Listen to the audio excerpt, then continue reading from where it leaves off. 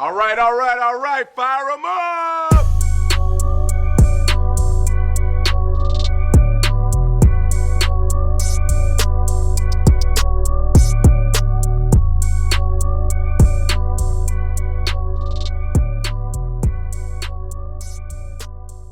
What's going on, everybody, and welcome to the Genre of Your Life podcast, your go-to podcast for all things movies, TV, entertainment, and a podcast that is celebrating 100 episodes.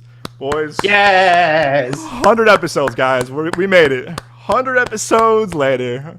And we're 100 episodes. We're still here. You guys still like us. You guys still listen to us. You guys still subscribe. Like, we're here because of you all. But seriously, guys, 100 episodes. Congratulations to us all. How do y'all feel about 100 episodes, man? 100 more, baby. 100 more. Hell yeah. I'm right there with you. You know. Hell yeah. What's that line in Wolf of Wall Street? He goes, "Hey man, rookie numbers. We gotta pump them up." Oh yeah. You gotta pump those up. You gotta pump those numbers up. Right? How are you feeling about it? I feel good. Like it's honestly kind of wild because like I was thinking about like dang, when we started this, like you bring it up a lot. Like we were on Discord, man. I was in a different house. We started. It's like it went by super fast, but there's been so much life that's kind of happened like up to this point. Oh yeah. So, man, you're a married man. I'm married now. It's like no, it's a lot. It's a lot. That's wild, man. 100 episodes. 100 episodes. Milestone, baby. 100 episodes and 100 more. And I'm working on something really cool for us to do a giveaway, probably like a poster pack related. Again, to our audience who's listening or watching us, be on the lookout for that. Trying to figure out something soon that we're going to work behind the scenes to do for you all. Because we have been some really cool things to give away, actually, from like maybe a few posters, digital code. And also, though, I do think we need to do also a giveaway maybe at the same time for, I think we're 19 away from 1,000 on YouTube. That'll also be a big giveaway as well, because that'll be a huge milestone for us, for the show, and for us where we stand upon other critics and YouTubers. So, but yeah, definitely do a giveaway. Yeah. What you got? I feel like every 100 episodes, we got to do something to kind of mark that, Let's do it. A giveaway it is. Should do a giveaway and just celebrate 100th episodes. 100 episodes is rambling and our love and passion for TV, movies, and entertainment. But of course, I am one of your hosts, Doug Jones. With me, as always, are my amazing co-hosts and two of the most coolest people in the world. First off, it's the amazing, wonderful, incredible, it's Mr. Nick Johnson. What's going on, Nick? I'm doing good, man. I'm doing good. How you doing? Doing good, my friend. Man, on a high right now. Life is good, man. It's getting a little too hot right now. Where we are in the world right now, it's a little... It's a little toasty outside. It's a little too toasty. It's a little heat wave. It's a little heat wave. It's not what I wanted for 100 episodes for us. It is. Can't win them all, but of course, not least, he is the wonderful, amazing, incredible. It's Mr. Moses Lawi. What's going on, Moses? What's going on? Glad to be here. On the 100th episode. Yes, sir. And 100 more. We gotta pump those. We gotta pump those numbers up. You know what I mean? Number up, man. That's rookie numbers. We're not gonna pump them up. But also, more importantly, you all are here. If you are returning to the show, welcome back. If you are new to the show, welcome to the podcast. We are so glad to have you all here. Again, this is a huge milestone for us. To Nick's point a few minutes ago, that doing the show almost now 4 years come November, which is hard to believe. I think, yeah. November. We were on Discord. We had a fourth co-host at one point. We had a lot of life. A lot of life has happened for good and bad. It's been a lot of shit going on. A lot of shit in the past 4 years. But no, we're glad to be here. But we're still here, baby. We're still here, baby. We're still here. You can't knock it 3 pimps down, baby. It's hard out here for a pimp, bro. We ain't going nowhere. I was talking to Lee last night before the screening, and she, how you doing? I was like, girl, I am tired. And she goes, hey, man, as a pimp should. And I'm like, you damn right, Lee. Lee said that? Yeah, Lee said that. Oh, my God. So I love Lee for that. I'm like, you're damn right, Lee. She's invited to the cookout. Yeah. Now. No question. But no, that was kind of funny. But no, it's that was too. I'll never forget when we posted our first episode on YouTube. Again, I don't know. I was still watching videos about editing and audio. Again, we were audio only for a long time too. And I'll forget this too when the guys first comment. I hope it's still there too. The guys, our first video actually was our Black Adam out of theater reaction that we did as our first kind of like official video to the channel.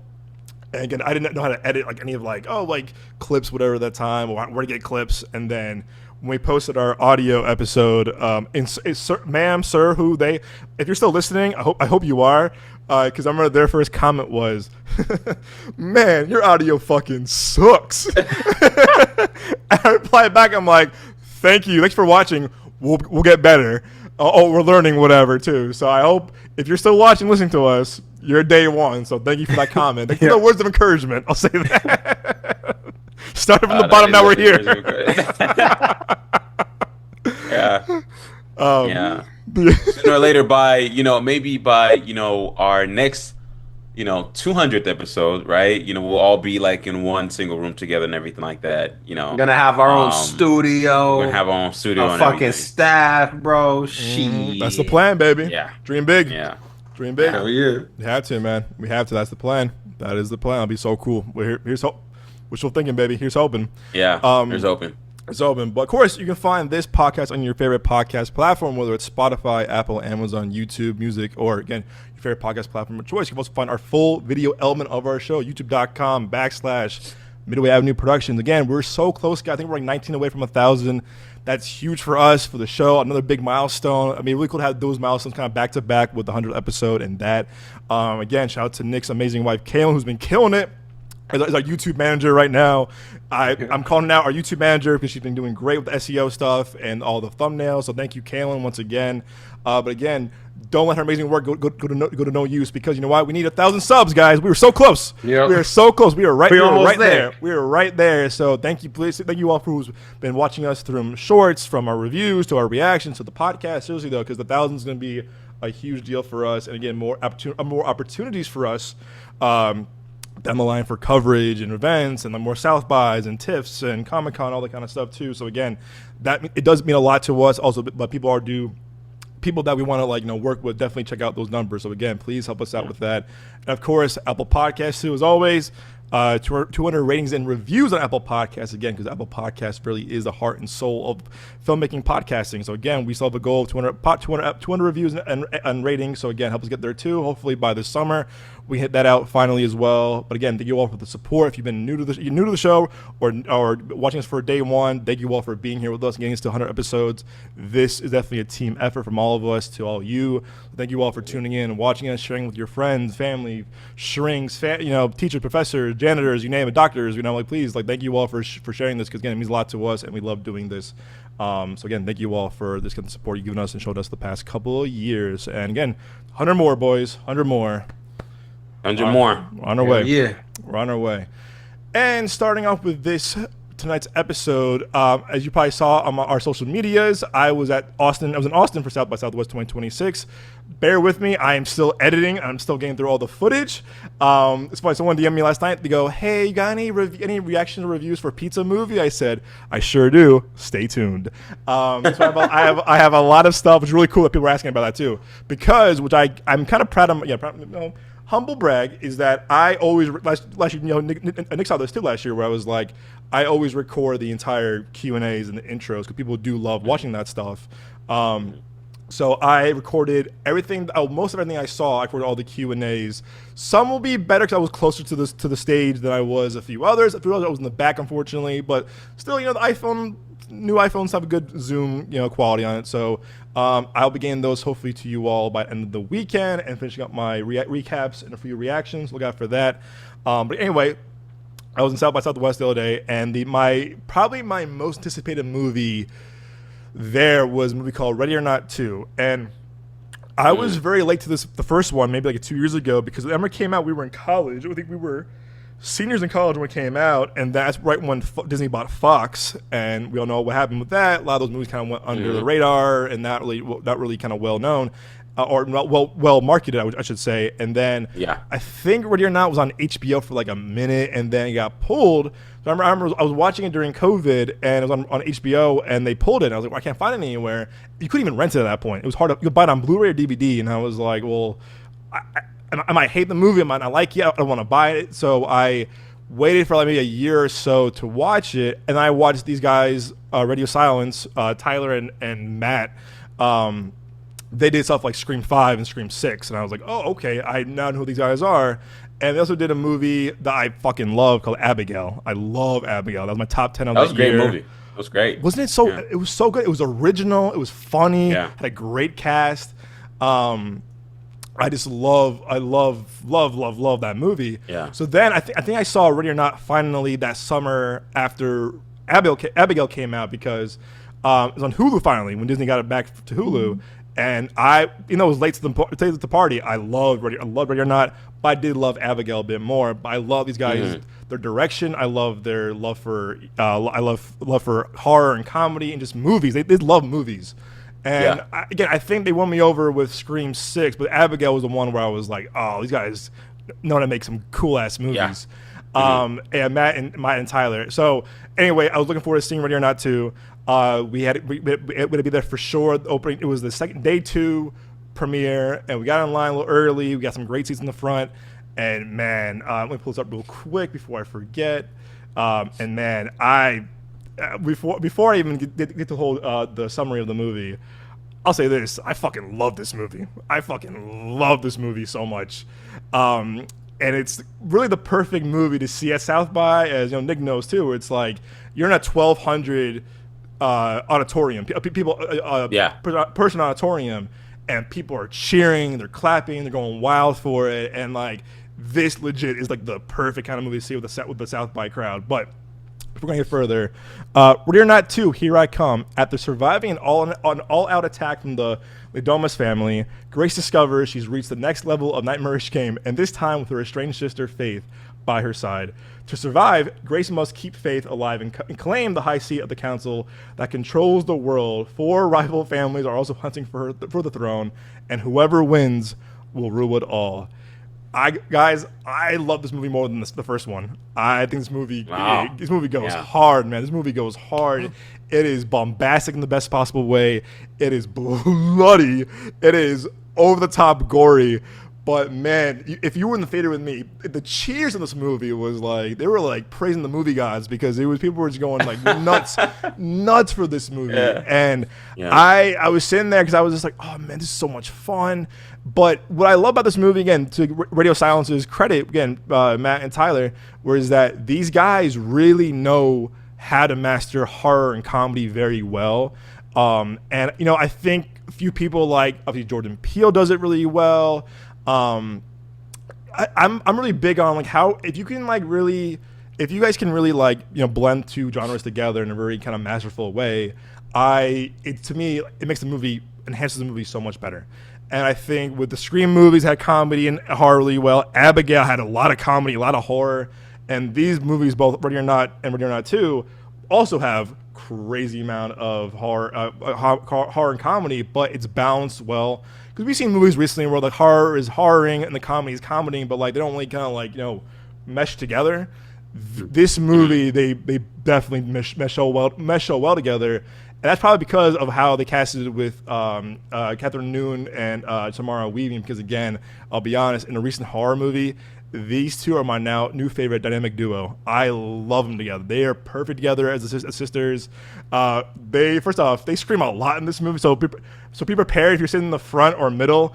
The screams are loud. The screams are loud, and there's a lot of like kind of like gory, gut busting violence. You're like, oh shit.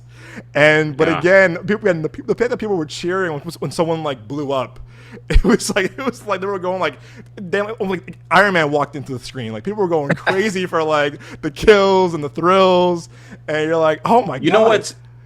I was gonna say, you know what's great about you're going to South by Southwest and everything is that for films like this, you would not in hell see a movie like this in a film festival like South by Southwest at all, like 10 years ago. Yep. Nope. At all. Nope. They'll be like, what the hell are you bringing into a freaking festival? They'll kick you out. But now, you got movies like this, sequels, that are basically being, like praised, like crazy. Yeah. Which is like great for horror fans. It's also which is also great for, because now you have, like award shows that are also now praising, horror films. Yes, sir. Like Weapons, like Sinners and everything like that. So, horror films, man, they're coming up. They're coming up, dude. I cannot agree more. And when next year you'll see this firsthand, it's like these genres really do say a lot. I mean, last year when we saw stuff like The Accountant 2, or we saw movies like Good Boy, or even Together as well, is like last year we saw a lot of movies last year that were genre based that people were going crazy for. So I feel like, again, it's always cool to see prestigious movies as well. Don't get me wrong, but when you're in the auditorium and people are clapping, getting up, like at a concert, you're like, this is a movie. And people are acting this way. It's surreal in the best possible way. It's surreal, and I think that for sure. I guess I'm a little biased. I'm to the premiere. Yes, I'm a little biased for sure. But like, I had the biggest smile on my face the whole movie, where I was like, this movie is just so much. It's just fun. It was just so much fun. And to your point too, Moses, I think horror is for sure having a big moment now with the success of Sinners and Weapons and a lot of movies, but this is why I think why Radio Silence, these guys really know how to make crowd pleasing movies, because again, they're just movie fans at first. They love movies. They know what the audience likes, and I think what it's really cool is that they also do some really cool ensemble movies. Like obviously this is ensemble. The first one was Abigail ensemble, Screams ensemble, and you know, a lot of times you see movies with filmmakers that really can't handle the ensemble very well, or not like not well ratio, that makes sense, but are well spread out. But Matt and Tyler really know how to like.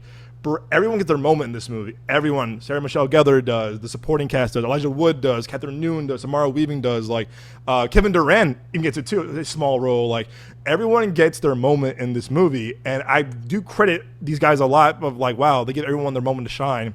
Because I feel a lot of filmmakers would like not make it as even for the ensemble cast, but I think back to really Abigail was when I kind of proved to me where I was like, oh no, these guys know how to make their ensemble characters really pop for everyone, for everybody.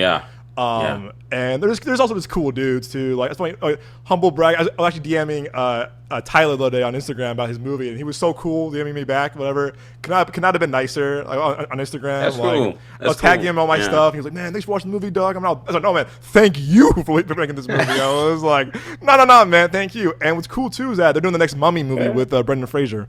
So these guys are perfect. Wow, that's great. That's great. Okay. Perfect. That's great. I'm gonna keep an eye out for them for sure. Hell yeah. The perfect for this movie. But it goes, man. And honestly, when you see Elijah Wood in this movie, Elijah Wood kind of plays this really kind of creepy, like lawyer. Even David Cronenberg is in this movie too, which is kind of funny. Like I thought I saw his name in the credits. I was like, David, not the director. Yeah, he was there. He was there. He was in the movie, not the Q&A, but he was there. Yeah. But even someone I didn't know, like there was a few actors like these guys right here who plays the new additions. Sean Hatoshi, I'm probably butchering his name, and even he was the mayor. This guy Nestor Carbonell. He was the mayor in Dark Knight. Dark Knight. Yeah, he's really funny too. His like kids are kind of funny. Kevin Durant's funny, and who stole the show? Kevin Durant is in this movie. Yeah, you'll see his role. It's funny. It's really funny. I'm like, what? But no, it's Samara Weaving too. I think when I first saw her in movies, I was like, she's like almost like a Margot Robbie, and I was like, I don't know about her, but she's really proven over the years that she can really hold a movie, and she's badass as hell in this.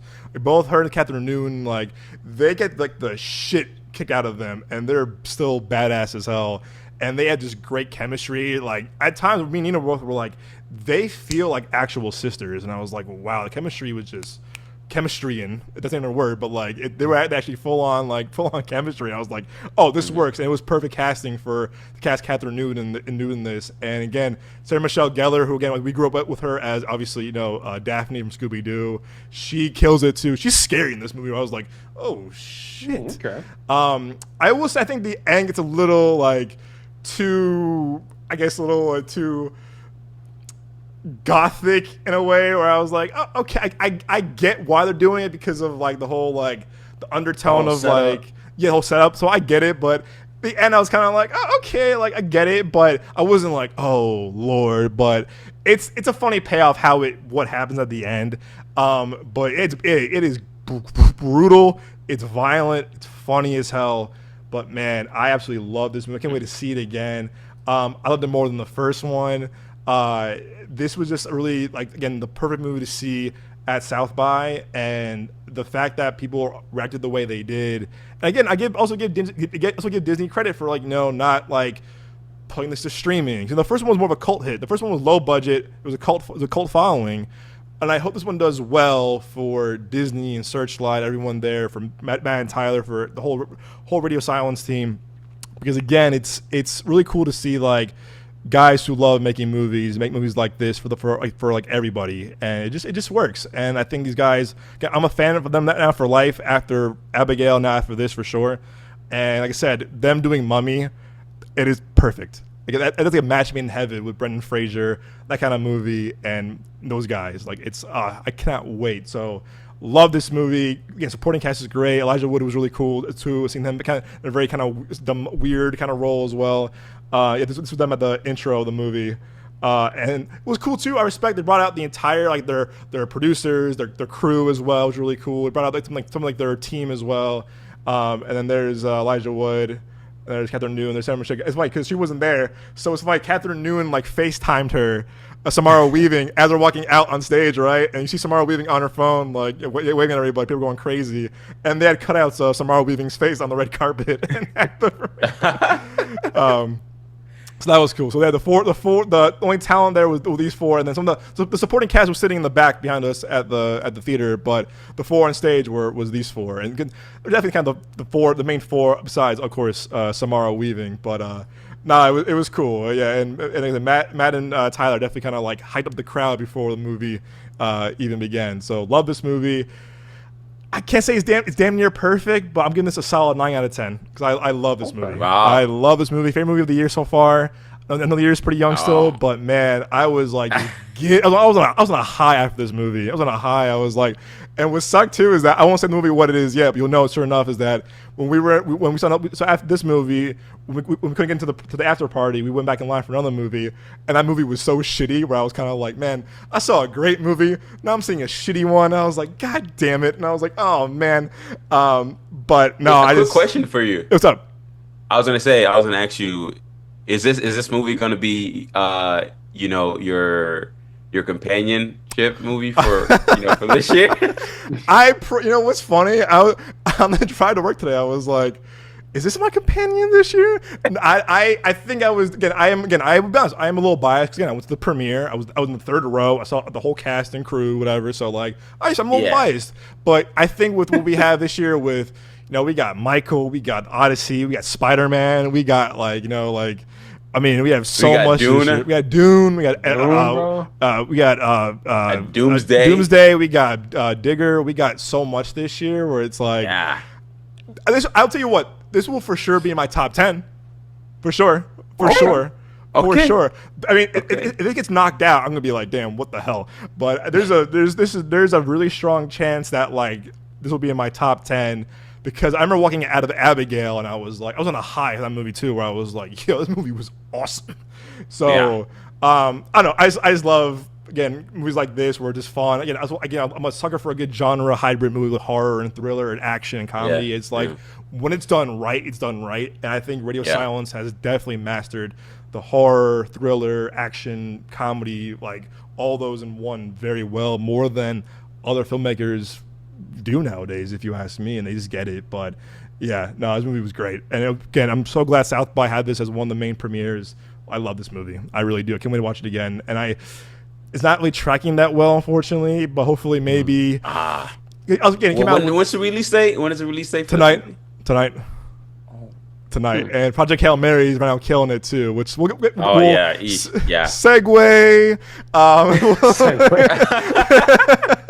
But no, love this movie. If you love the first one, you love just kind of badass action horror, comedy movies like this, see this one, see it with a crowd. Please see it with a crowd. But see opening weekend to support this movie, support Radio Silence, support Catherine Newton and Samara Weaving, the whole cast. This movie really just kicks ass, man. It was awesome. But yeah, it was great. But all right, moving on to our next review, and movie that we've all seen actually. I'm happy. I saw your Letterboxd review, Moses. I'm like, yes, he saw it before us. I'm like, yes, fuck yeah, Moses. Let's get into Project Hail Mary, one that everyone's been talking about now for a long time. This is Phil Lord and Chris Miller. He did the Jump Street movies, Meatballs, Lego movies, Spider-Verse movies. Should have done Solo. Yeah, we'll get into that too. But this is based off the book by Andy Weir, who also wrote The Martian, and funny enough, Drew Goddard, who adapted The Martian, also wrote this movie as well. But again, also Ryan Gosling, one of our best working and versatile actors working today. Look into Project Hail Mary, and I'm starting off with this. Project Hail Mary. Science teacher Ryland Grace wakes up on a spaceship with no recollection of who he is or how he got there. As his memory slowly returns, he soon discovers he must solve the riddle behind a mysterious substance that's causing the sun to die out. As details of the mission unravel, he calls on his scientific training and sheer ingenuity, but he may not have to do it alone. That's a pretty good synopsis. All right, Moses, you saw it first. Did you see it in IMAX too? Yes, I did. I saw on.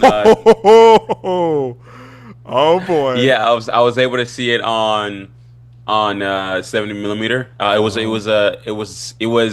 It's funny, man, because I was looking for a movie to basically see, in theaters and everything like that. I was like, man, I want to go see a movie, like tomorrow, whatever it is. And then I basically scroll on Regal, on the Regal app, and then I see, a 7 p.m., preview showing. Yeah. And I click on it, and there's no seats, bro. There's no seats. Oh. Guess where I sat, bro. Oh, no, you sat in the front. You sat in the front, dude. Oh my bro, you can not IMAX a climax. You know what? You know what? You know what's crazy though? You know how the seats are recliner and everything like that? The seats are recliner and everything like that, which were a big help. I basically leaned all the way back, to make sure that I didn't break my neck. He was the Willem Dafoe. I'm telling you, bro. I was like, I'm just gonna go watch it. Who cares? I don't care if I'm sitting in front. You sound like this. Oh my god. He saw it like this. No, that's it like that. Sorry, go ahead. I'm so sorry. No. That's brave. Good thing that we had recliners, because if I didn't, I would definitely saw it like that. 100%. 100%. But and also, the screen fucked up. The screen is also a little bit farther away from the seats. Okay, gotcha. And everything, so it's you can see everything clearly. Mm-hmm. You don't have to see everything like what you just saw me and everything like that, where the chin becomes all fucking distorted, big and everything. Yeah, distorted. Yeah. So the screen was far back enough and everything. And also the recliner seats too as well, which also really helped too. And it was great, man. It was great. I enjoyed it. I had a good time. I had a really, really good time. And the crowd was it was packed in there, bro. That's awesome. Was packed. That's awesome. It was packed. I looked back and I turned around. And I'm like, man, it's everybody's in here, man. And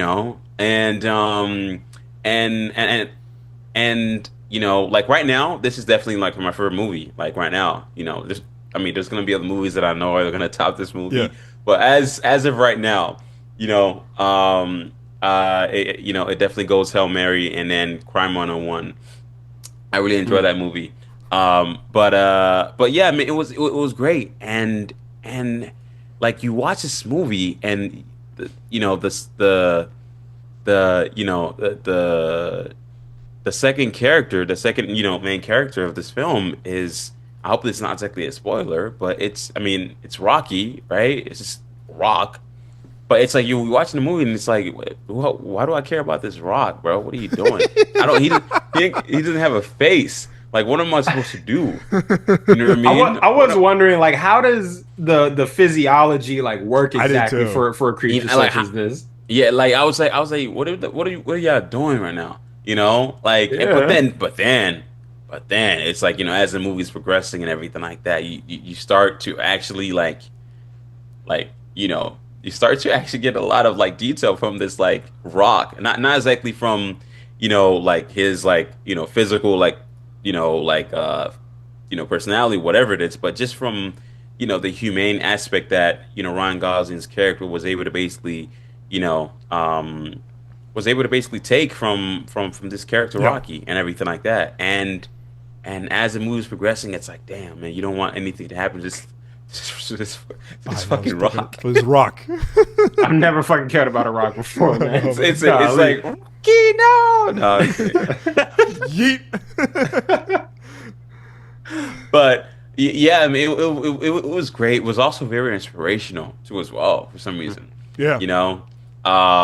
And it's if this movie, I'm telling you, if this movie was if this movie was like released like later in the year, like there would have been so much like critically acclaimed like buzz for like award for ceremonies. awards Yeah. and win everything like that, Yeah, because I agree. it's a really really good film. Yeah.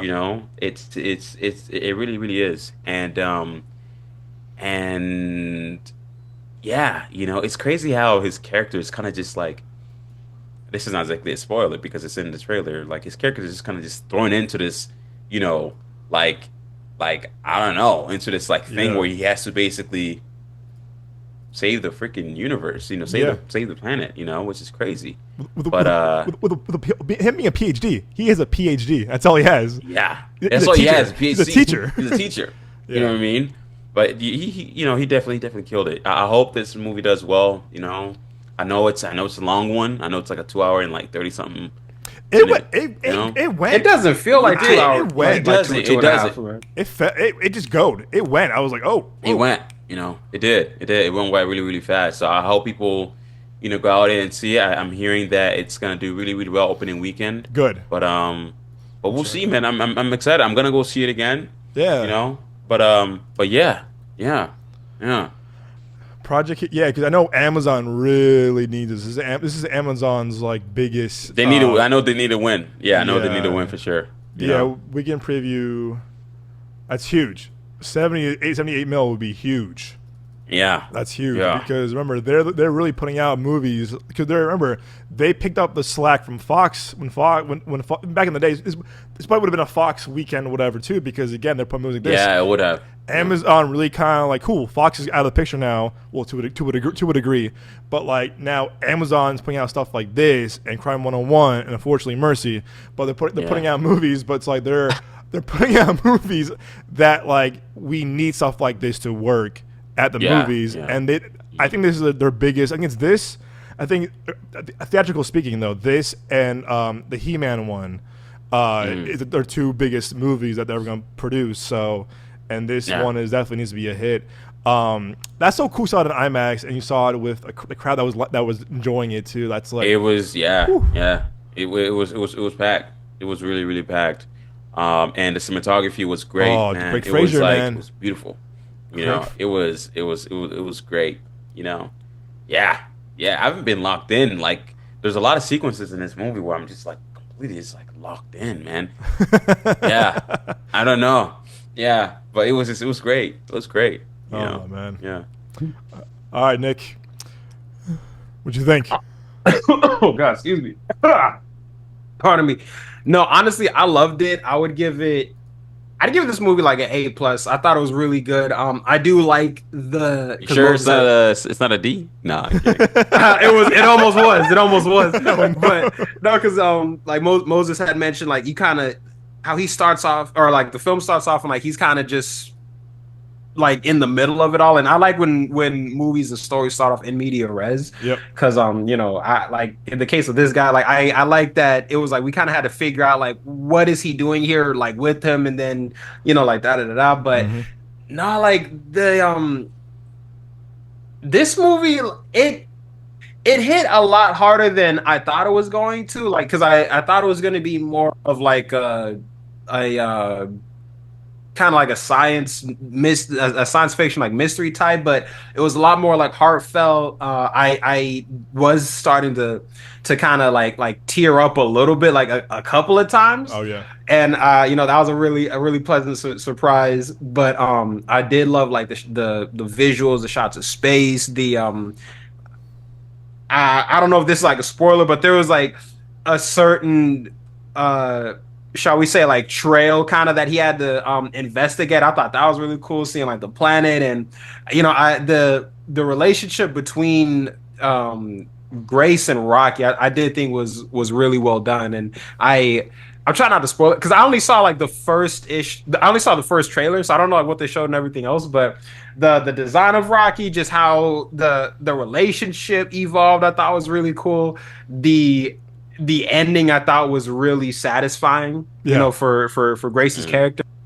And I did like seeing kind of how it's like seeing the struggle with them. You know what I mean? Yeah. It's like I kind of feel like I have to do this. I know that, like, deep down, I know that I got to do it, but it's like I can't bring myself to it. And it reminds me of that phrase. I'm gonna misquote it, so forgive me. But it's like some people are like born into greatness. Some people achieve greatness, and some people have greatness thrust upon them. Like that was a pretty prevalent thing here. Again, like the visuals, like Rocky's ship, I thought was really cool. Yeah. This movie really made like I like all of the Lord and Miller movies that I've seen, but this one just, it felt like a little bit more, I don't want to say like special necessarily, but it definitely stands out. And like you and I were talking about this when we left the movie, like they really should have done Solo.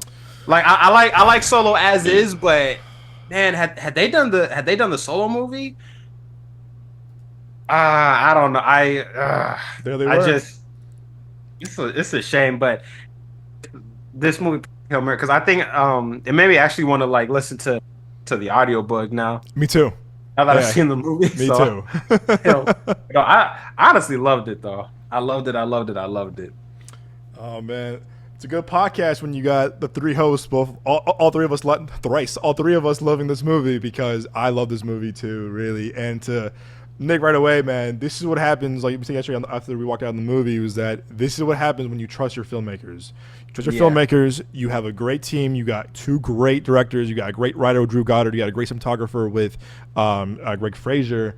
And this is like, again, it's like you fire these guys from Solo. I mean, I'm sorry to bring the old shit up again, but it's like, what were you thinking? Like, I'm sorry. Yeah, Kathleen Kennedy, hold this fucking L. Like, I'm with all due respect, a little disrespect. I'm like, yo, hold this L, because and what's crazy too is that these guys have not missed. I mean, with the first Meatball movie was there, first Lego movie was theirs. Obviously, Jump Street is great. And what's funny too is that this is the first movie that they actually directed, and since Jump Street, and 12 years, because they wrote and produced Spider-Verse. They're the main creatives behind Spider-Verse. They wrote and produced those movies. That is their baby. That is like their heart and soul was those movies. And you could tell when you watch both Spider-Verse movies, their DNA is all over it. Those movies, like that, their style, the humor and the comedy, the quick cuts, whatever. Like that's why Jump Street was so good, because it was like those were their first kind of like live action movies, and it worked. And they went from animation to animation. Jump Street, back to animation, back to Jump Street, and then they went back into Solo. But really, though, is that you fire these guys from a Star Wars movie, and then they do. First off, they won the Oscar for Best Animated Movie that year after they got fired. Huge win, huge W. I'd be embarrassed. I'd be embarrassed too. And now they made this kind of banger of a movie. Lucasfilm, what the hell were you thinking? Like, come on. And Moses, you and I had this conversation about those years ago. You know, we're kind of pissed about this, where they shot most of that movie. And what was their credit on it? Like, special thanks. And you and I were mad about that. You and I were like, oh, hell no. We were like, oh, no. We were like, no. Bro, that's crazy, bro. Special thanks ain't enough, man. Bro, special thanks, man. That's foul. That is foul, bro. At least give him, like, freaking, like producer credit or something. Producer credit, or even like second unit director or whatever. You know, but yeah, hey, thanks, man. That's crazy. Yeah, that is wild, man. You know what I mean? It's like putting it's like doing an class assignment, and then it's like you do all the hard work, and then the person that did nothing gets all the praise, and you just get like, hey, thanks, man. Yeah, the person that gets all the praise, like, man, good job. Yeah, like, hey. I don't blame Ron Howard for that either. I think Ron Howard had to do his thing. Ron Howard got put into a very tricky situation, and Ron Howard had to do his thing. But it was kind of a lose-lose for everybody because there was so much bad juju around that movie to begin with. Yeah. But again, these guys casted Alden. The guys casted Donald Glover. The guys casted Phoebe Waller-Bridge, Emilia Clarke, and Woody Harrelson. Like, these guys did all like the groundwork. And I just, like, you're right. Like, what could have been? Like, did Nick, did Bulletin Blockbusters ever do like what could have been Lord and Miller solo? I don't think they did. They've done a couple of Star Wars videos, but I'm not sure that they tackled Solo yet. They should. After this movie, after Hail Mary, they should, because I feel like, and I do like Solo a lot because I know the DNA of their movie is still there to a degree. It's there in parts. It's there in parts. I'm actually about to check real quick because I think they mentioned something. Let me double check. I don't know. I was really hyped for Solo because of these guys doing it. I'm like, I love the Jump Street movies. I love Lego Movie. Meatballs are really funny. I just like, But anyway, this movie, though, to me, you're right, Nick. This is a very special movie. I think this is really Lord and Miller, again, trying something different in the filmography. They went from animation back to comedy, animation again, now doing live action, sci-fi, big scope and scale. But this movie works because everyone involved. Ryan Gosling is superb in this. And again, Ryan Gosling, I feel like the past 10 years now, has proven once and again he can do no wrong. Like, he might be in, like, not so decent movies. He's still good in those movies. And they're never bad because of him. Never. Also, they did do a solo video. Oh, cool. I am watching this after this episode. I am watching that. But again, Ryan Gosling can do comedy, Crazy Stupid Love, Nice Guys. He can do action. You Drive. He can do sci-fi, Blade Runner 2049, and this movie. Like, he can do horror. He did this. I think it was with Ewan McGregor. Yep. If I'm not mistaken. Horror. He can do drama. He can do drama. He can do drama. You know what I mean? Place Beyond the Pines. Oh, Place Beyond the Pines. Yeah. Perfect movie. Yeah. I love that movie. Great film. DC or Marvel needs to cast him already. Dude, he would kill it. He would kill it because he's not missed in the past 10 years. I mean, think about it. 10 years you had La La Land, The Nice Guys, Barbie, this movie, Blade Runner 2049. I'm like, this dude just hits after hit after hit. It's like, whoa, like it really just works. And his obviously his comedic timing has always been good from Crazy Stupid Love to Nice Guy, not to Barbie, of course, not to this. But man, this movie, I think he really taps into something very special in this movie because again, he's playing this, like not really kind of like your typical hero. Again, he's thrown into this thing. He's a teacher, he's a PhD. And you're with him along the way, and you feel for him at times. Because, and also, too, he's alone. Well, yeah, alone for the most part, then he was with Rocky. But, like, still, though, like, he's really, like, to your point, too, Mo, is that he has this huge burden on his shoulders to, like, save humanity and save this, whatever. Yeah. And, again, he keeps saying, I'm not qualified for this. But we're with him the entire time. And this really is really heavy on him of, like, hey, this has to work from his performance. You got to believe him. And from the opening shot of him with, like, out of the bag, and you're like, whoa, like what is this? And we're thrown right into it right away. I don't know, man, it just really works. And I think Drew Goddard's script is really sharp.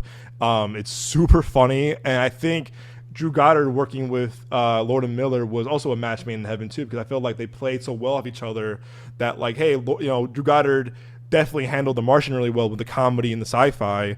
And that was a Ridley Scott movie. Now you have Lord and Miller. You can do the comedy a lot. And even to Nick's point yesterday, walking down the movie, this movie is a lot funnier than I thought it was going to be. This movie brings the comedy. This movie really brings the comedy. Again, that's surprising because, again, it's Lord and Miller. Their background is comedy and, family comedy and, Jump Street comedies. But, like, these guys know comedy very well. And kind of like how we talked about Radio Silence earlier is that Lord and Miller know how to do the genre stuff really well. Like, Jump Street is super funny and it's hardcore action.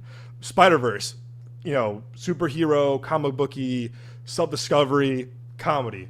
Lego movie, bombastic, colorful, zany, kind of goofy, still comedy, a lot of heart to it. And all their movies have heart to it. Even Jump Street, again, it's 21, 22 about fitting in when you're a grown ass adult or you're trying to be a narc. It's you're trying to fit in. And all their movies have heart. And it doesn't matter if it's a rated R comedy or a movie like this or Spider-Verse, their movies all have heart. And they bring so much depth and so much kind of humanity to them. And this movie definitely has that. Again, Greg Fraser, awesome, man. What a run. I love Greg Fraser. Dude, the Dune movies, Batman, this. Dude, I think he did. I'm glad. Good. No, I was gonna say I'm glad that when I saw this on 70mm IMAX and everything like that, it was it was that 1:43 aspect ratio and everything like that, which was great. It was great. Good. I think he understands how. I'm glad Greg Fraser understands how how important that 1:43 aspect ratio is for IMAX and everything like that, especially moving forward. And I'm excited for, I know it's a different cinematographer, but I'm excited for Dune Part 3 because I know that 1:43 aspect ratio is also going to be very, very important because I know they have a new DP for that. But hey, man, yeah. But what I hate is that I don't like how Greg Fraser just didn't want to do. Maybe he didn't want to do Dune anymore, and he decided to just go on to do this other movies with, this band. I forgot what they're called. Oh, he's the cinematographer for that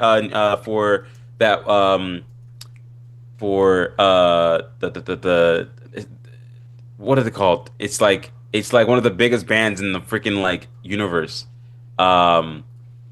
It's what am I forgetting? I feel like I don't listen to music because I'm I don't know. He's doing the Beatles. Sam Mendes. He's the Beatles. Oh my God. Oh, the Beatles. Oh, yeah, the Beatles. Yeah.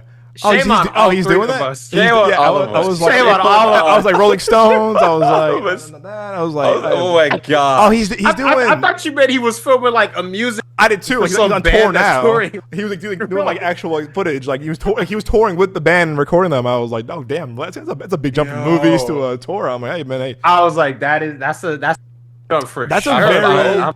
Hey, I hope nobody watches. I hope nobody listens to this and is like Moses or any of us is like, damn, y'all didn't know. Fools. You fools, I'm so embarrassed. Hey, Moses, we're gonna have Doug cut this part of the podcast out, so no one's gonna hear it or see it. We're good. The Beatles. Oh, you mean the Beatles? Yes, of course, the Beatles. There we go. Yeah. Matter of fact, let's just rewind about 5 minutes. Rewind. Oh, the Beatles. Yeah. So I was talking about the Beatles. He's actually gonna be the cinematographer for that. I love the Beatles. That's my favorite. That's my band. That's ever listen to the Beatles. That's the band. I'm so glad that we learned a long time ago that Greg Fraser was doing the Beatles movies, man. I'm proud of us. I'm actually gonna go back and watch some of these movies because I haven't seen him, and he's the DP for. I love Lion's great. Lions are great. Oh, yeah, Lion is great. It's great. Hits you in the field. Lion's great. Yeah. Rogue One he did. Vice is a very strange one. He did Vice. That's a very strange movie to do. Mandalorian. He did a few Mandalorian. Did Dune, of course. He did Batman. Yeah. That's baller, bro. Look at that. Dune, the Batman, the creator, and Dune Part 2. Now this. Yeah. That's a run. What? Who's doing Part 3? Linus, he was the DP he did DP for La La Land, and also he was also the DP for that movie that just came out this year, Wuthering Heights. Yeah, he's okay. I think he's Del Toro's DP, right? No, who am I thinking? No, Guillermo del Toro. No, who's Del Toro's guy? Guillermo is somebody else. But that's what's her name? The director for Wuthering Heights. I'm forgetting her name. She uses him too. She's I think the DP also did No Time to Die. Yeah, he did. And remember, to be fair, No Time to Die. It wasn't. We didn't get it here at Phoenix, but No Time to Die was shot on 70mm IMAX too. It was small. It was a small release, but it was shot on 143. I think it's Linus something.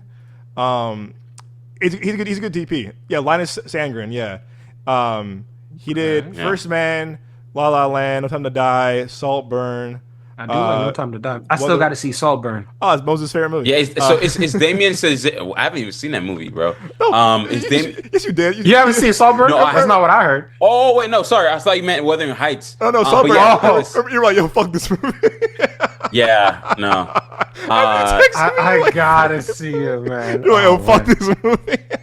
Yeah, this movie is crazy. Hey, no hate on the director, because I know the director is great and she has a very strange look at things, which is great, because we need other sort of other uniqueness to the film industry. You need other perspective. Who directed it? Emerald Fennell. Yeah, it's the same director that made Wuthering Heights. Yep. Okay, yeah, but yeah, I think it's Damien Chazelle's cinematographer as well. Yeah, look, dude, I fucking love Babylon. Babylon is so underrated. Babylon is going to be a cult classic in a few years, bro. I still gotta finish it. Because I gotta think the middle of the party at the beginning. It was I liked what I saw, but I got to admit, because I was eating Chipotle at the time, so the elephant part kind of took me out. Yeah, dude, I saw that with my ex, and she was like, "The fuck am I watching?" I was like, "Keep watching." you're watching a cult classic. Thank you very much. I do got to finish it though. Yeah, first Man, La La Land, Joy, American Hustle, Promising Land, and it's a lot of shorts. And then he got picked up. And again, First Man was shot really well. IMAX cameras. La La Land core shot really well. No Time to Die had phenomenal cinematography. Yeah, that movie goes. That movie goes hard. That cinematography, the opening scene of him with the mask walking in the snow is shot perfection. Yep. Because I saw No Time to Die in theaters with Kaylin. Yeah. When we the movie's over, the credits are rolling. Yeah. She turns to me, she goes, "Wow, that was my first ever James Bond movie." I said, "Oh." The blood drained from my whole entire body, bro. Bro, I know you're sitting there like this. Let's be real. You're looking like this, bro. You were. I was, because I didn't know what to say, because it's literally. How do you react to that? Oh damn! I said when you say your first James Bond movie, what exactly do you mean? She's like, "I've never seen a James Bond movie before this one." So, wow! Oh my god! I feel like I failed you as a partner. You trusted me, and I failed you.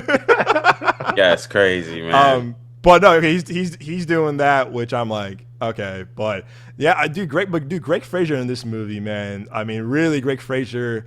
So we saw it last night at the screening. It was in Cine XL, which is the premium format here in Harkins, and it was cool was that the ratio still changed in the Cine XL. So it was widescreen when he's on Earth, and then it was full blown when he's in space or on the ship.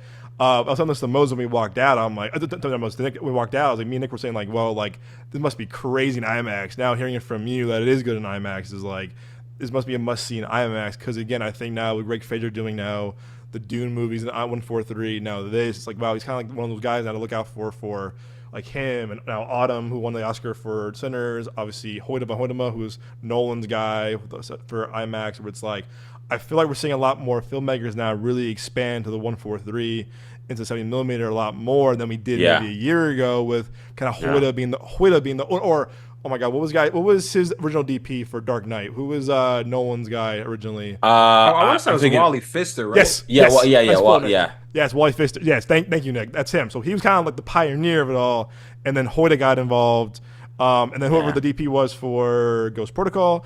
But now we're seeing people really kind of stick with that format, whether it's Hoyta, now Greg, now probably Linus now. So it's cool to see more DPs really kind of embrace it and stick with that for their movies. I hope not. The Beatles won't be in 143. That'll be very weird. See that movie in 143. I think that I don't even think that movie is probably gonna get like an IMAX like release because they're doing like four versions. They're Yeah, that's doing too they're much. doing four movies, but you focus on one character for each movie, and it's kind of That like strange. that is kind of interesting. But because it's like you're not gonna. I don't know if they know, but the Beatles are like very old, and I think Gen Z don't really know them that much. Yeah. Like The hipster ones do. That's about it. you know what I mean. It's like Gen Z knows like Michael Jackson because like everybody fucking knows Michael Jackson or Bro, whatever. Yeah, of course. You know what I mean? Everybody for the rest of fucking history is gonna know who Jackson is, Oh man. yeah. But it's No like doubt. it's like for the Beatles, it's like I listen. Maybe I might have listened to one or two Beatles songs, but it's like you know what I mean. Like I might be like, you know what? Maybe the fourth one, I'm just gonna wait to watch it at home. You know what I mean? Hey, maybe I'll wait to Wow. watch all of them at home. Yeah. I'm teasing everyone It's- working No, on I was these Beatles kidding. movies. No, I was It's kidding. it's a risk because again you're gonna have four separate It is a risk, movies, yeah. and think about it too. Yeah. The main I feel like really like I don't want to be a dick, but like the most popular ones are John Lennon and Paul McCartney. Like no offense to Yeah. Ringo Yeah. and George Harrison, but it's like people. I feel like people think of the Beatles, they think of more John Lennon and Paul McCartney. I don't even know who's playing part of Paul McCartney here. Which one? I think Is it it's past? Is it Paul? who. Yeah, hold up. Who's playing who? Paul Mescal. Yeah, okay. Paul Mescal is playing. Oh, okay. Yeah. Harris Dickinson Yeah. is playing John Lennon. George Harrison's played by Joseph Quinn, and then Barry Keegan's playing Ringo Starr. Barry Keegan, man, I'm honestly like I thought he was fine in Dunkirk. He's not impressed me really in a while. I think he's kind of playing this kind of like he's playing roles that don't really like. He doesn't really work well these roles for some reason. I thought he was miscast in Crime 101. And he was good in Saltburn because he was playing a fucking weirdo. But Bro, I never, seen you so mad about a movie. You were talking about Crime 101. Oh, dude, I was the only one. Me and Nino were the only two that didn't like this movie, and I was so pissed. I wanted to see. I wanted to love this movie, and I was like, I don't know what it was. I just didn't hit. And I was like, I was sad. I was like, I wanted to love that movie. I wanted to love that movie. Because the trailer looked like kind of boring to me. Like the trailer didn't grab me, but then I saw that it was, it got like some pretty high ratings, and then yeah, that was it. Sorry, I kind of spaced on that. No, you're good. But so yeah, Greg. So Time Crime 101's Barry Keegan will be in the Beatles movie. When is it released? When does it come out? When is it? April 7th, 2028. April 2028. Okay. 2 years. In 2 years. I did like Barry Keegan in the deleted scene of the Batman though. I did like that scene. I kind of didn't. You didn't? You didn't like that? I didn't either. It was filmed. Filmed well, but it was filmed well, but it didn't really like. I was like, I don't really want to see Batman. Sorry, Batman. I don't really want to see the Joker. Again. Like, I'm with y'all. My thing is like I love seeing like just different versions of the same character. Like I like seeing like new takes on unfamiliar characters and stuff.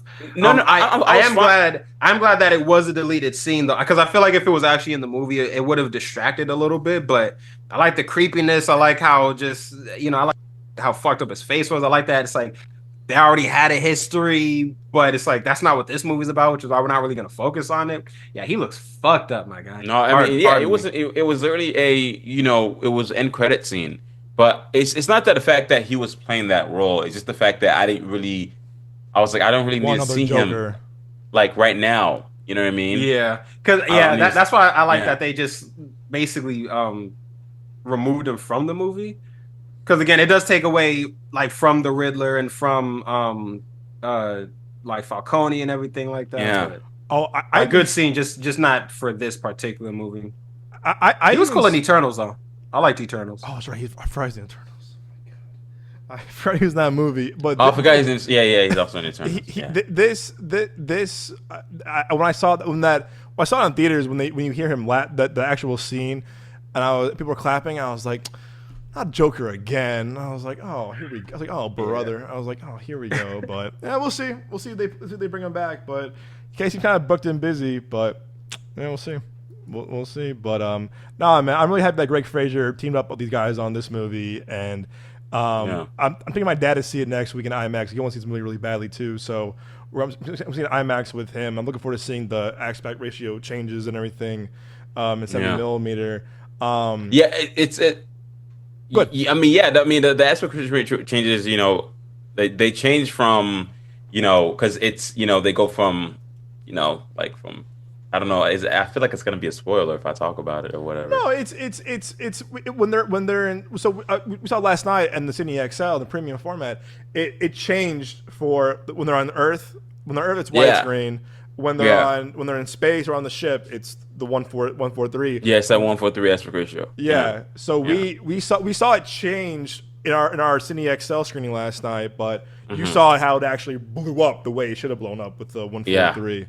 Which is really cool. So I'm really happy that I'm happy that Amazon is now getting involved with IMAX releases too, like this. I feel like the last IMAX release probably was what Red One. Remember when The Rock was like, "Yeah, see my movie in IMAX." Like, bro, your shit has no aspect ratio changes. This man said, I saw Hammer in IMAX. And I said, that's what my Christmas action thriller movie. Bro. All due respect to Dwayne Johnson. Get the fuck out of here with. And that movie stayed the ratio the entire time. Fuck out of here. Bro, my goodness. And it's crazy because it's like in December of this year, that movie, Jumanji 3, it's like it's coming out like a few days before, Dune and Doomsday, which is they might as well just not release it. That's if that's the case, bro. I read an article today, actually. They said Sony is very worried about that. Sony. I'm like, move it. Move the release date, or just fucking put it on streaming. Move it. Like, move it to I don't next year. Just move it a few days of next year. Next year, yeah. Move it because I know it's. Yeah. Go ahead. No, I was gonna say it's a Christmas movie because I've seen like a few behind the scenes and it's set like during like the, it's set during Christmas season, whatever. I get that, but still, Jumanji is. Yeah, I think so. Yeah. Oh, wow, okay. Well, they did the same thing. They did the same thing last time. Last two movies. Jumanji came out the week after Star Wars did. But to their credit, Star Wars Episode 8 wasn't that well received, so people wanted to see Jumanji, and that movie made damn near $1 billion. The problem, though, with the last one is that came out the week before Star Wars Episode 9, and despite that movie not being well received as much for Episode 9, that movie, Jumanji The Next Level, got like crushed because it came out the week before Star Wars, and no one was talking about Jumanji after that movie came out. And then you had Uncut Gems come out, you had all Oscar movies come out, so Jumanji came out at a wrong time. And the article today I read was that like Sony is worried about that movie's release date. I'm like, I would be too, because we were done after that movie comes out that weekend. We're done because then you have Dune and all the premium formats in IMAX, Avengers same weekend, and then you have the holiday break where everyone's on vacation and traveling and people coming together. Move that movie. You gotta move it. You gotta move it for your own sanity and for your own profits and returns. Move. Why would you put it for that date? Why? Like, what are y'all thinking? It's crazy because also like the last movie almost made like $1 billion. Yeah, you know what I mean. Yeah. Last movie, Jumanji 2 or whatever it is, like almost made, right? It was like 800. The first one made damn near $1 billion. The second one did. Second one did good too. The third one did good too. But like that first one made, remember? Because it was like number one in the box office for weeks. I remember it was a surprise. Yeah, it was. It was a surprise. They were like, "Whoa, what?" And then people kept coming back to it. Came back. You know what? Because again, it was alternate programming where it was like when Star Wars 8 wasn't that well received, Jumanji came out. And then remember, that weekend, Jumanji came out. So did Greatest Showman, came out the same weekend too. Yeah, and those movies just stayed for weeks and weeks and weeks. And they had all this like word of mouth and people going back to them and people were liking them. They're kind of surprises. But yeah, Jumanji was a huge surprise and damn near $1 billion movie. It just worked. And remember, that opening weekend was like 30 mil, and that movie made 900 something mil. So it makes money, but you're gonna get destroyed if you leave that date there with Doomsday and Dune. That's a big no-no. Yeah. That's a big no-no. Yeah, bro, it's crazy. That's a big no-no. Ugh. Nope. Oh. But it ain't the move. It ain't the move. I can't wait for to see this movie on IMAX. And what I loved about it too is that really this movie, again, going back to Hail Mary real quick, is that the practical effects in this movie worked so well. Like, yeah. And I saw interviews with Lord and Miller and they're saying that if we do it practical, we do it practical, and you see it like when he's walking to Rocky's thing, the whole tunnel thing, practical. When they're on the set, practical, and like even the scenes where you see in the trailer with like the green, this scene, like the green, it looks so good. That was insane. So good, and they kind of took like the Chris Nolan route of like, shoot things with like maybe some lights, with some like digital things in the background, like build your sets, but make it practical. And also Rocky was practical for the most part. Yes, I don't CGI a little bit of it, but like they actually had a puppeteer. Wow, that's great. It was cool too, is that the guy who was the puppeteer was also the voice of Rocky too. This guy right here, yeah. Yeah, it's crazy. James Ortiz. I hope that's his real name. I was watching. James Ortiz. Yeah, so he's the puppeteer, and Phil and Lord and Miller loved him so much that, hey, you want to voice him too? So they let him do the voice of Rocky too, which is really cool. Which I love that. I love that. So practical effects, again, it's when you guys have a big budget like this, it makes it feel real, it makes it feel more believable, you're more immersed, and you add the IMAX. Again, you see it all the time. Sinners with Coogler, practical effects, IMAX, it works. Dune, practical effects with the CGI, it works. Nolan, of course, practical effects, IMAX. Like, these movies work well when you have an IMAX and practical effects together, because it makes it feel so much more grand in scale and scope, and you feel more immersed. It's really cinematic immersion, and it just works. It works. I love that Lord and Miller took the risk on this and really made it like feel like unique and special. And I will say this too. I thought that even the supporting cast, our guy from Loiter Squad and the Bear, Lionel Bryce. Yeah. He was great. Yeah. He was really good. He was really good. I do for scenes, but that's just because of how likable he was in the role. Though. He was very likable, and he had good chemistry with that scene at Home Depot. Was really funny. The two of them. Oh yeah, it was really funny. And then even Sandra Hüller, who again I knew her. She was in that Fall movie that I wasn't too crazy about, but she. Which one was the Fall? Great. Which one was that? And Anatomy of the Fall.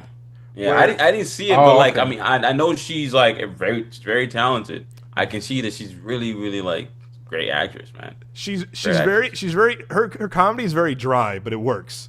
I did love the dry humor. I'm a big fan of that. So her humor in this worked when it was dry, because it was like you can see like them playing off each other between her and Ryan Gosling, which worked too. And there was a few scenes where she frightened me. I won't spoil it for you. There was one scene where I know what you're talking about, regarding a needle. I'll say that much. Where I was like, whoa, and I was kind of sitting there. I was like, oh no. No, that was a tough scene to watch. Yeah. So, and it worked. That in the karaoke scene worked really well. The two of them as well, but like they played off really well with each other, and I like that a lot. Also, too, that I like that they cast her. They didn't cast. Again, I'm a big fan of Rose Byrne, but they didn't cast like someone like a Rose Byrne or a Kristen Wiig. Like they cast someone like her, where it was like she's not really well known quite yet, but like she's great, man. She's so good in this. But like, if they cast someone like a Rose Byrne or Kristen Wiig or another actress, it would have been like, oh, I see this person, or I see this actress. Like it would have taken away from like the role itself. And plus, with Sandra Hüller, I think because of her kind of because of the dry humor aspect of her, like because she's a little bit not robotic, she very like reserved, very quiet. Yeah, you believe her a lot more like in this role of like you believe like this can like happen. You know what I mean? Yeah, you believe her because you believe her in this role as like I'm a government official basically, and it's like I'm kind of looking at the bigger picture. It's like I don't enjoy some of the shit that I got to do, but I have to do it. Mm-hmm. So I guess she played that role like she played that aspect of the role like very, very well. Very well. Yeah. Like someone with like as you mentioned like Kristen Wiig or someone else like that, like they probably would have been believable, but sure. I don't think they would have sold the seriousness situation. Not at all. Yeah. Not at all. Exactly. Perfectly said. No, and I'm glad they casted her. I'm really glad they casted her. And again, I think that's what's like cool about Ryan Gosling too. I think Ryan Gosling really same thing. He enhances his supporting cast, but also they also enhance his performance as well too. I feel like when you see him stuff like Nice Guys, him and Russell Crowe work well together, or stuff like the Fall Guy, him and Emily Blunt work really well together, or obviously in Barbie, him and Margot Robbie. He really like. I feel like you see his, or even with his actual wife, Eva Mendes, and Place Beyond the Pines. Like it works. Like it really works. Like his supporting cast enhances his performance, but he also does the same thing for them. And that's kind of like, again, think about Crazy Stupid Love too, like him and Steve Carell or him and Emma Stone. It really like he knows how to like really work with people very well and collaborate. Kind of like this like good like kind of actor on actor kind of thing that always to me shines in his movies. But yeah, I love this movie, man. What it too is, with the whole thing with Rocky as well, is that I was getting this movie kind of almost like a greatest mix hits of like Stanley Kubrick, right 2001, even except too the one shot where all the red, he was like, 2001, like right 2001. It's a very Kubrick-esque kind of movie, and the heart and the humor is very Steven Spielberg, but kind of 80s Amblin with like the E.T. kind of feel to it. With like, I really think Lord and Miller kind of like brought their A game, but also they took inspiration from Stanley Kubrick, a bit of Chris Nolan, maybe Denis a little bit, but definitely Spielberg. Spielberg and Kubrick are very heavily inspired in this movie. I feel like, but no, I love this movie. I think if they ever adapt more movies of this author, let Drew Goddard write these movies. He proved it once again with The Martian. Now with this movie, let Drew Goddard be the guy to adapt this guy's work forever. Like give him the rights. Just give him the rights. And I love this movie. I think all three of us loved it. And this is like what going to the movie is all about. So you see a movie like this again, in scope and scale. I think it's really to me sci-fi perfection because it's everything you want in a sci-fi movie and more when you have comedy and adventure and a good score and like the stakes are there too. Like again, there's an opening scene where you see people like deceased and you're like, whoa, but you're like, holy shit, man, this is dark. It gets dark a little at times as well, but again, that's when you see filmmakers like Lord and Miller really know how to do the balance of the different genres very well, and I think it's really refreshing to see filmmakers take risks, take chances, but really balance genres very respectfully.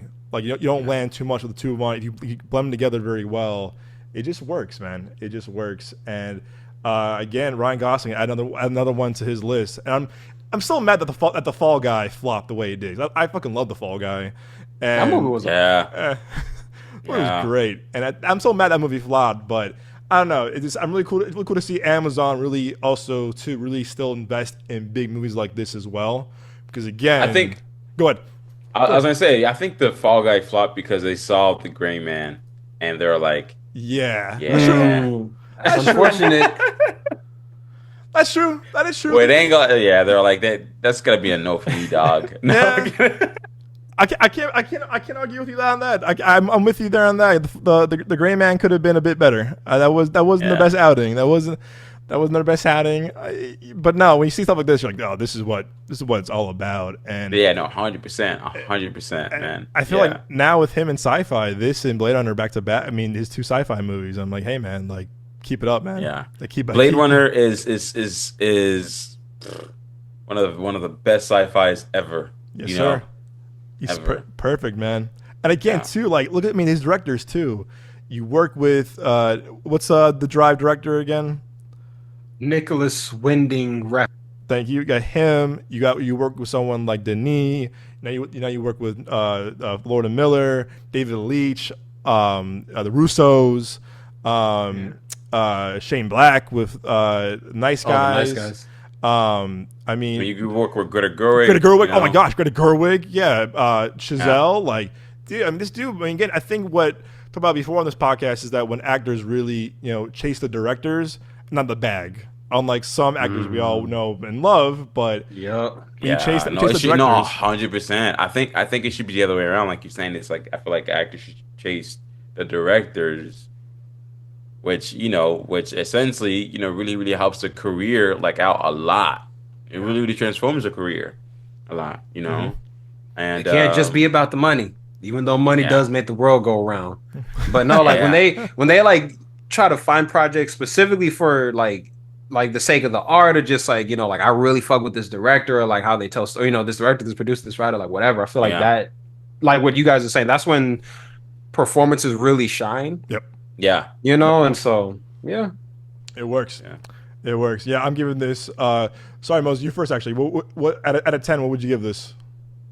I'll give this. I'll give this a like a 8.5. Yeah. Yeah.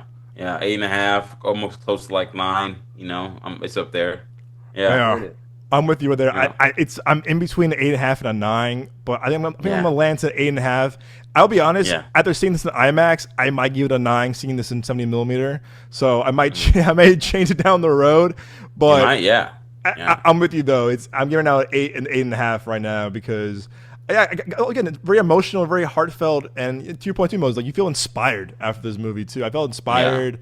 Yeah. I got in the feels a couple of times where I was like, I'm crying at this sci-fi movie, which is awesome. I love that. I love crying in movies in general, but like crying in a genre film really makes me kind of feel like a kid again. I feel like it's like, oh my gosh, this is making me emotional again. Mm-hmm. But I put 8.5 right now, but it's a good chance for a 9 after seeing it in IMAX. And we'll end on that. But real quick, before we do our social media shout outs. All right. So favorite movie of the year so far for you, Moses, is this correct? Hail Mary. Mm-hmm. Okay. Yeah. Nick, so far it's March. Favorite movie of the year so far? I got to go with Hail Mary as well. Oh, okay. Yeah. I wish I could say this right now, but Ready or Not 2 is still my favorite movie of the year right now. Freaking knew it. It is right now because, man, again, rightfully so. Again, I said I have a bias because I was at the South by Southwest premiere, so that's what it is. But I do love this movie though. Can't wait to watch it again, and I'm looking forward to seeing IMAX. And I hope see this movie opening weekend, see it in theaters, see it on IMAX. Please, go see this movie on the biggest screen possible with the crowd, the biggest popcorn, the biggest icy, whatever. Like, see films like this on the big screen because, again, it is not the same watching it on your phone, your iPad, your watch, your clock, whatever, your Alexa. Like, Alexa, no. But it's like really though, like it's you want to see like films like this on the biggest screen with a crowd, and this is why we go to the movies, and this is a prime example of that. But yeah, guys, check out this movie. Go support Lord Miller and Ryan Gosling's movies. Awesome. Alrighty, folks. Nick, where can our lovely audience find you at home on the socials? You can find me right here at the Genre of Your Life podcast. You can find me on Instagram at AhmadJohnson98. And of course, always and most importantly, right here in your heart, in your soul. I will never die. I am everlasting. I'm invincible. I'm invincible. Speaking of invincible, I just saw the season 4 episode 1 for today. Don't spoil it. I'm not gonna spoil it. I liked it. I can't wait to see the rest of the season. You gotta watch it too. Yeah. It was because I didn't realize that it dropped already. I thought it was May for some. I thought it was in April or May for some reason. I thought it was next year. I saw on Instagram someone's like, "Yo, man, I love Invincible." I was like, "Oh shit, it's already out." I gotta watch it now too. It's good though. It's good. Moses, my friend. Yeah, you can check me out on Instagram. You can also check me on my website. Man, so I gotta say the freaking name at Moses Lawi _, on IG, and of course on my website too as well. But you can also check me out right here at the Genre of Life podcast, and also in your heart. Hell yeah! No, can't forget that. Mind, body, and soul. Top of that, guys. No, you can find me, of course, with these amazing guys with 100, hopefully. What does he say in Deadpool? Till you're 90. Till you're fucking 90. 100 episodes, more and more and more. This is one of my greatest honors of my life. I do it with two of my favorite people in the world, two of my best friends. If you're lucky enough to do what we do and work with your friends and people you love, it's the best thing ever. I'm grateful for these guys, for the show. 100 episodes seems like again, life has been good and bad the past 4 years of the show for all of us. But you know what? It's being with these guys still this day, and 100 episodes later. I'm just so honored to be with you guys. Honored to be have the show with you guys and share Midway Avenue with you guys. This is our thing. This is, we built this. We grew this together. So thank you guys for what you guys do and being in this together with all of us. But of course, you can find me, of course, right here at this amazing podcast. Of course, my Instagram, of course, is at The Young Jones. You can find me on Twitter or X at Capri Sun. And look out for our socials. Again, Midway Avenue Productions. I have a lot more to post for you all for coverage. I'm going to be bombarding everyone this week on social media with recaps and Q&As on YouTube, stuff like that. I have so much to upload for Q&As from Pizza Movie, Normal, Forbidden Fruits. I mean, list goes on and on and on. So go on our YouTube page. Look out for all our cool footage, our Q&As, our intros. And of course, I'm doing a lot more recaps again on our Instagram and TikTok. Look out for that. But thank you all for tuning in to this action-packed week episode. Thank you all for watching us, listening to us, sharing with your friends and family, and more importantly, thank you for going to the movies. Thank you. We hope that you love movies the way we do, or the movie-going experience. And the show's always been very pro-theatrical. We appreciate streaming, don't get us wrong, but like at the heart and soul of the show, this is built on our love for theatrical and movie theaters. So again, do your part, go to the movies, get a big icy, a popcorn, red vines, whatever. Bring your Dune bucket that you might be doing some things to the movie. Don't do that. No, that's not what them buckets is for. Thank you. Yeah. Or the one guy brought that one to the Dune screening that me and Nick went to, and Nick was there. It is. No, I was so because we went up to the stand and he was like, "Sorry, we don't have any." And this motherfucker walked out with one. I was like, like damn, that was my night. Damn it. But it no, should have been me. It should have been me. Oh man. But no, seriously, go to the movies, do your part, go to the big screen, go to IMAX, Regal, Cinemark, AMC, Harkins, whatever, or Alamo Draft House. But thank you all for tuning into this week. Thank you all. See you next week for next week's episode. As always, our friends, we will see you guys at the movies.